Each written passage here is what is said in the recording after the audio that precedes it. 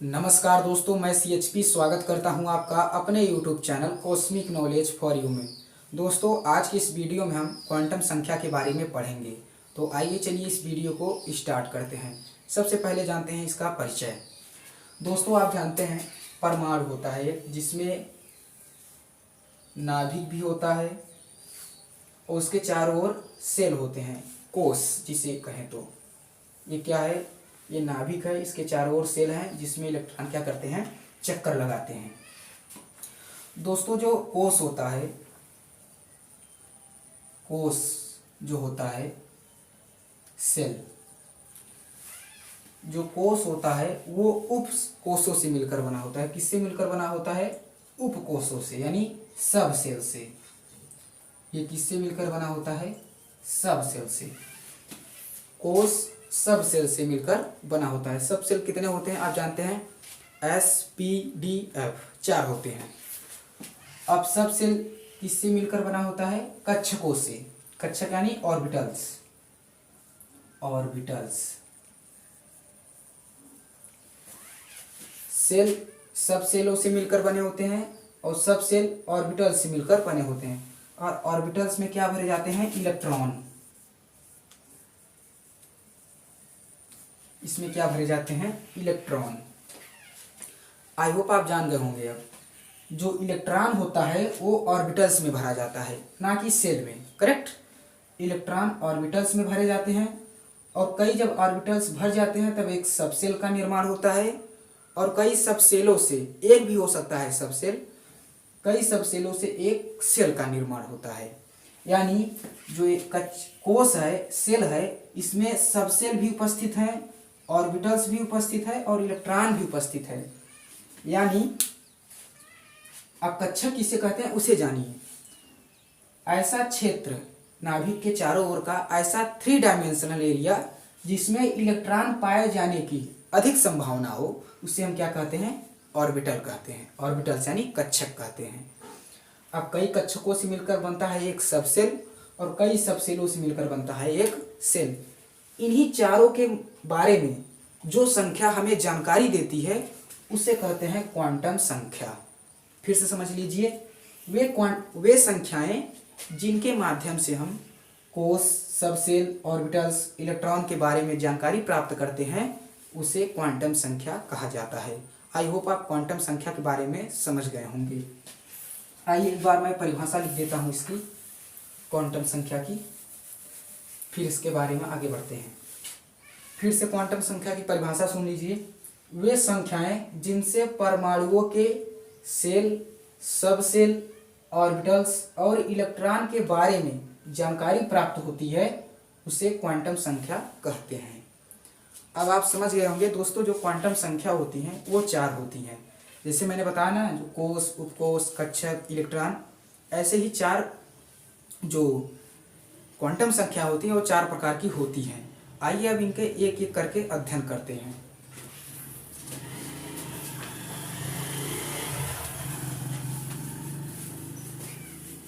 Quantum संख्याएं कितनी होती हैं?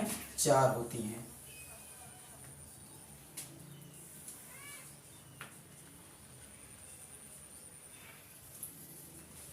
एक होता है मुख्य क्वांटम संख्या।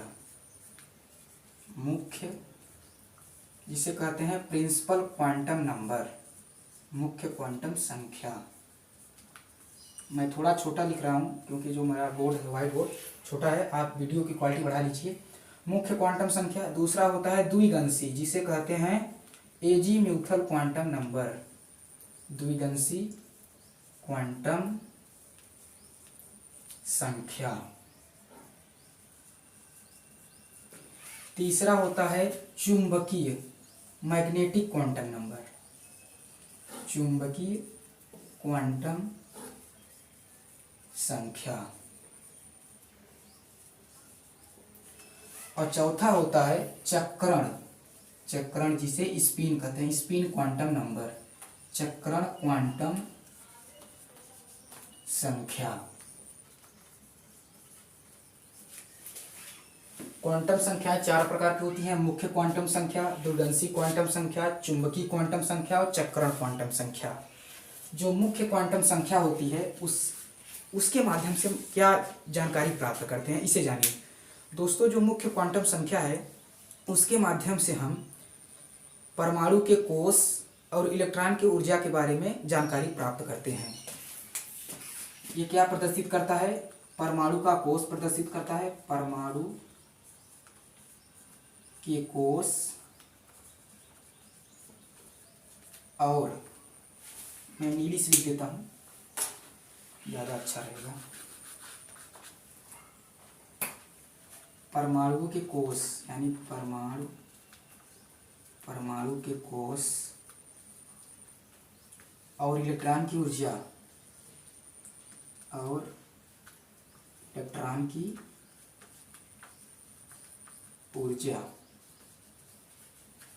मुख्य क्वांटम संख्या परमाणु के कोष और इलेक्ट्रॉन की ऊर्जा को व्यक्त करता है। पहले अब इसी के बारे में पूरी जानकारी ले लेते हैं। इसे दोस्तों एन से रिप्रेजेंट करते हैं। किससे रिप्रेजेंट करते हैं? एन से। इसे, ये पहला पॉइंट हो गया, ये दूसरा पॉइंट, इसे एन से प्रदर्शित करते हैं, एन से प्रदर्शित करते हैं। दोस्तों, आप जानते हैं परमाणु में अनंत कोष हो सकते हैं, अनंत। लेकिन हालांकि अभी 118 ही तत्व हमें ज्ञात हैं और उनमें केवल अधिकतम जो कोष का मान है वो 7 तक ही गया है। हो सकता है फ्यूचर में कई परमाणु से खोजे जाएं जिनमें एन का मान 7 से अधिक भी हो जाए, लेकिन हाल फिलहाल जो एन का अधिकतम मान है 7 ही है। यानी एन का मान 1 से शुरू होकर अनंत तक जा सकता है, लेकिन अभी केवल 7 ही है, आप याद रखिए। आप जान गए जो एन होता है परमाणु को कोष को व्यक्त करता है। अब आप जानते हैं जो KLM आपने 9 कक्षा 9 में पढ़ा होगा, वो इसी को हम व्यक्त करते हैं। एक को लिखते हैं KLMNOP, ऐसे लिखते जाते हैं।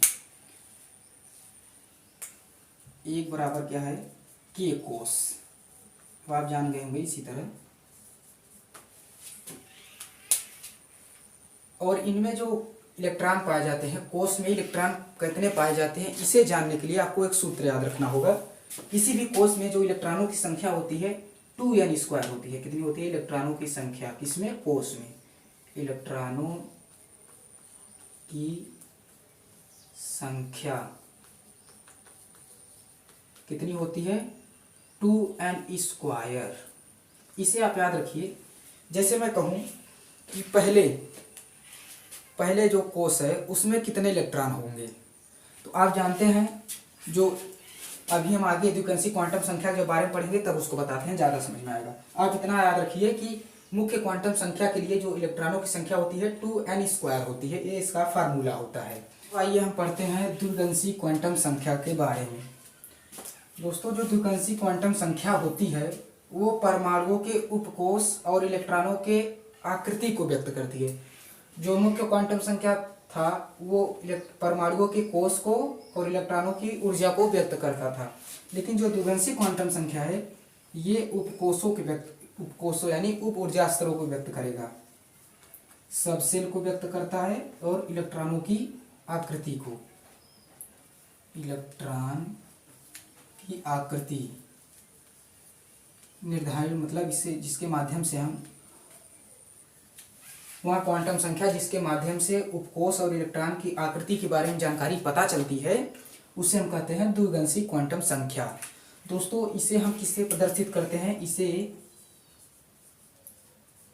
स्मॉल l से प्रदर्शित करते हैं, इसे n से प्रदर्शित करते हैं, इसे l से प्रदर्शित करते हैं। दोस्तों, जो l का मान होता है वो n पर निर्भर करता है। किस पर डिपेंड करता है? n पर। यानी जो l का मान होगा वो 0 से लेकर, कहाँ से लेकर? 0 से लेकर n-1 तक। l का मान 0 से लेकर n-1 तक होगा। जैसे उदाहरण के जरिए n बराबर कितना है? 1 है, तब l का मान कितना होगा? तब l बराबर 0। और दोस्तों, एक बात और बता दूं, जब l बराबर 0 होगा तब जो उसका उपकोष होगा उसे कहेंगे यस उपकोष।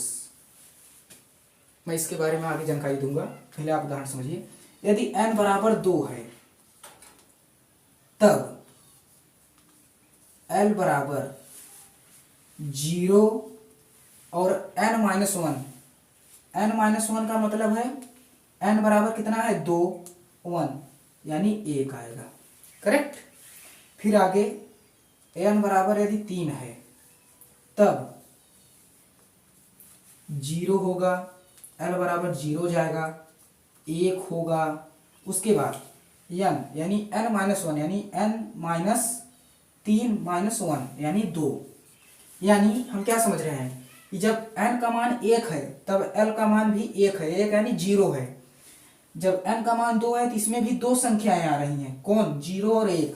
इसी प्रकार जब n में 3 है तो इसमें 3 संख्या है। इससे क्या पता चल रहा है, इससे ये पता चल रहा है कि जब n बराबर 1 होगा तो उसमें उपकोषों की संख्या भी 1 ही होगी, जिसका मान 0, जिसके लिए द्विगंशी क्वांटम संख्या का मान 0 है और वो कौन सा होगा, यस उपकोष होगा।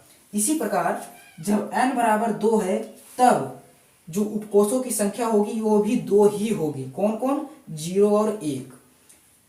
यदि n बराबर 3 है तब उसमें उपकोषों की संख्या कितनी होगी, 3, 1 2 3। इसके लिए एस पी डी। यदि अब n बराबर 4 हो जाए तब l बराबर क्या होगा, 0 1 2 3। यानी जब n बराबर 4 है तो उसमें भी 4 उपकोष होंगे, कौन कौन, 0 1 2 3। अब इसका मान आप कैसे निकाला जाता है, 0 से n-1 तक। अब दोस्तों जो यस उपकोष होता है, यस उपकोष, रुकिए मैं यहाँ थोड़ा सा मिटा दूंगा बाद में। जो यस उपकोष होता है उसके लिए द्विगंशी क्वांटम संख्या का मान 0 होता है, और जो पी उपकोष होता है उसके लिए एजीम्यूथल यानी द्विगंशी क्वांटम संख्या का मान कितना होता है, 1 होता है। इसी प्रकार जो डी उपकोष होता है उसके लिए एल का मान 2 होता है, और इसी प्रकार जो एफ उपकोष होता है उसके लिए एल का मान 3 होता है। दोस्तों इसे आप ध्यान रखिएगा, यस के लिए द्विगंशी क्वांटम संख्या का मान 0, पी के लिए द्विगंशी क्वांटम संख्या का मान 1, और डी उपकोष के लिए द्विगंशी क्वांटम संख्या का मान 2, और एफ उपकोष के लिए द्विगंशी क्वांटम संख्या का मान 3 होता है। अब आइए हम आगे बढ़ते हैं। अब आइए पढ़ते हैं तीसरा, चुंबकीय क्वांटम संख्या के बारे में। दोस्तों जो चुंबकीय क्वांटम संख्या होती है वो कक्षकों के अभिविन्यास को प्रदर्शित करती है। कक्षकों के अभिविन्यास, अभिविन्यास से क्या तात्पर्य है, मतलब कक्षकों में इलेक्ट्रॉनों का विन्यास कैसा होगा, ये हम पता करने के लिए चुंबकीय क्वांटम संख्या का मतलब चुंबकीय क्वांटम संख्या की जरूरत पड़ती है। दोस्तों इसे प्रदर्शित करते हैं एम से। मैग्नेटिक क्वांटम संख्या है तो इसे एम से प्रदर्शित करेंगे, इसे एम से प्रदर्शित करते हैं,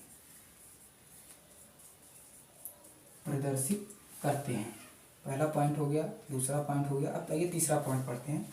दोस्तों जो m का मान होता है वो द्विगंशी क्वांटम संख्या पर डिपेंड करता है।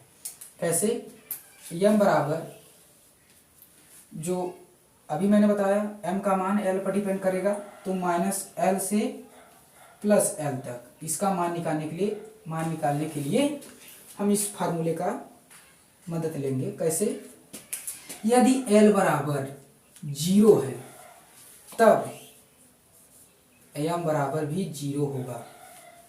यदि l बराबर 1 है तब m बराबर -1 0 +1, इस सूत्र से, क्योंकि जो इसका मान होता है ये इस द्विगंशी क्वांटम संख्या पर डिपेंड करता है। इसी प्रकार जब l बराबर 2 होगा देन m = -2 -1 0 +1 +2। अब दोस्तों जो कक्षकों की संख्या होती है वो चुंबकीय क्वांटम संख्या से कैसे ज्ञात करते हैं, इसे देखिए। कक्षकों की संख्या जो फार्मूला होता है इसी से रिलेटेड है। कक्षकों की संख्या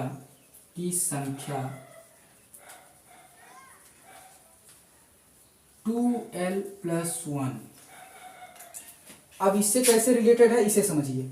देखिए यदि आप देख रहे हैं कि जब l बराबर 1 है उसमें कितने आ रहे हैं, 3 कक्षक आ रहे हैं। अब इस फार्मूले में बैठाइए, l बराबर 1 मैंने बैठाया तो 2 गुणे 1 बराबर 2 और प्लस 1 यानी 3, यानी इसमें कितने आ रहे हैं, 3। यानी जब l बराबर 1 होगा तब उसमें कक्षकों की संख्या 3 होगी, जिनके लिए मान क्रमशः -1, 0, +1 होगा।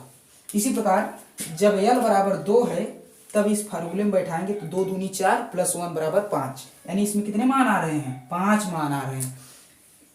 5 मान आने का मतलब उसमें 5 कक्षक हैं, जिनके मान क्रमशः -2, -1, 0, +1, +2 हैं। ओके।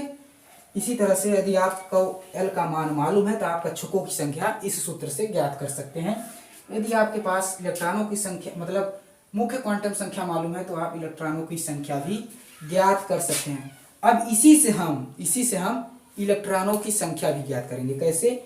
यदि इलेक्ट्रॉनों की संख्या ज्ञात करना चाहते हैं तो इस जितना मान है उसमें 2 का गुणा कर देंगे, इलेक्ट्रॉनों की संख्या आ जाएगी। क्योंकि एक कक्षक में कितने इलेक्ट्रॉन भरे जा सकते हैं, अधिकतम 2। इसी के सूत्र से हम इसमें 2 का गुणा कर देंगे तो इलेक्ट्रॉनों की संख्या आ जाएगी। अब आइए पढ़ते हैं चक्रण क्वांटम संख्या के बारे में। मैं इसे मिटा दे रहा हूं क्योंकि जगह है। दोस्तों अब आइए पढ़ते हैं चौथा चक्रण क्वांटम संख्या। दोस्तों ये जो होता है ये इलेक्ट्रॉनों के चक्रण को प्रदर्शित करता है, चक्रण क्वांटम संख्या, और इसे यश से प्रदर्शित करते हैं। और इसके अधिकतम 2 मान हो सकते हैं, या तो -12 या तो +12। अब -12 कब होंगे, क्यों होंगे, आइए इसे प्रदर्शित बताते हैं एक उदाहरण के जरिए आपको। अब इस उदाहरण में हम चारों क्वांटम संख्या को कवर करेंगे, तो आप ध्यान से इसे समझिए। मान लेता हूं कि n बराबर 1 है, n बराबर मैंने 1 लिया, तब l का मान क्या होगा, इस सूत्र से आप जानते हैं l बराबर होता है n से n-1 तक, यानी n बराबर l का मान आएगा 0। यदि n बराबर 1 है तब l का मान आएगा 0, और जब l बराबर 0 है तब चुंबकीय क्वांटम संख्या m बराबर क्या होगा, 0 ही होगा। क्यों 0 होगा, आप सूत्र से जानते हैं, m बराबर -l से +l तक, करेक्ट, -l से +l तक, इस सूत्र से m बराबर 0 होगा। अब जब m बराबर 0 है यानी इसमें एक कक्षक है, यानी उस कक्षक का मान क्या होगा, यदि आप जानते हैं कि जब l बराबर 0 होगा तो उसमें उस कक्षक का नाम होगा यश उपकोष, और इसमें जो कक्षक होंगे उसे हम कहेंगे यश कक्षक। यश कक्षक में एक कक्षक होगा और उसमें 2 इलेक्ट्रॉन भरे जाएंगे, एक ऊपर की तरफ एक नीचे की तरफ। इसे कहेंगे स्पिन अप, इसे कहेंगे स्पिन डाउन, यानी जब इलेक्ट्रॉन ऐसे है तब स्पिन अप, ऐसे है तो स्पिन डाउन।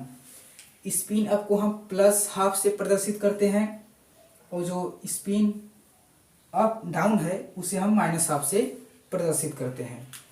यानी जब n बराबर 1 है तो l बराबर 0 होगा, और 0 है तो उसे यश उपकोष को प्रदर्शित करता है। और जब यश उपकोष के लिए हम जब कक्षक बनाते हैं तो उसमें एक कक्षक होता है जिसमें अधिकतम 2 इलेक्ट्रॉन भरे जा सकते हैं, जिनके मान -12 और +12 हो सकता है। दोस्तों नेक्स्ट वीडियो में हम क्वांटम संख्या का उदाहरण ले आएंगे।